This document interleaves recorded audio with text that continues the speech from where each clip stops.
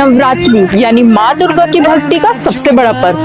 पर आपने कभी सोचा है नवरात्रि सिर्फ 9 दिन की क्यों होती है और माता के सिर्फ 9 ही रूप क्यों है? पुराणों के अनुसार जब असुर महिषासुर का आतंक बढ़ गया तब देवताओं की प्रार्थना पर माँ दुर्गा का प्रकट होना हुआ। माँ ने लगातार 9 दिन और रातों तक महिषासुर से युद्ध किया और उसे पराजित कर धर्म की विजय स्थापित की। इसीलिए नवरात्रि 9 दिन की होती है और 10वां दिन विजयदशमी या दशहरा कहलाता है, जो कि बुराई पर अच्छाई की जीत का प्रतीक है। नवरात्रि के इन 9 दिनों में माँ दुर्गा के 9 स्वरूपों की पूजा होती है, जिन्हें हम नव दुर्गा कहते हैं। पहले दिन माँ शैलपुत्री की पूजा की जाती है, जो पर्वतराज हिमालय की पुत्री है।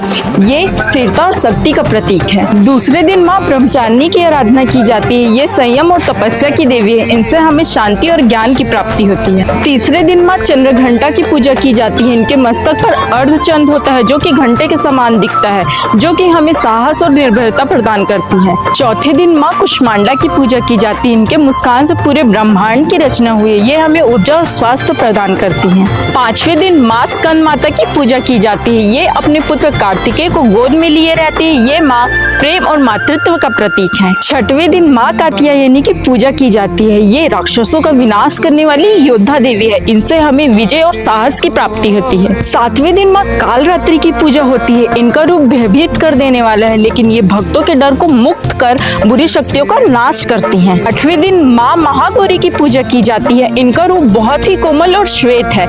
ये हमारे जीवन से दुख और पाप दूर करती हैं। 9वें दिन माँ सिद्धिदात्री की पूजा की जाती है। ये सभी सिद्धियां प्रदान करने वाली देवी है। इनसे हमें सफलता, सिद्धि और ज्ञान की प्राप्ति होती है। यानी नवरात्रि सिर्फ भक्ति का पर्व नहीं, ये हमें हर एक दिन नई सीख और शक्ति प्रदान करती है। माँ दुर्गा के इन 9 रूपों की पूजा करके हम ज्ञान, शक्ति, प्रेम और सफलता की प्राप्ति करते हैं। तो प्रेम से बोलो जय माता दी।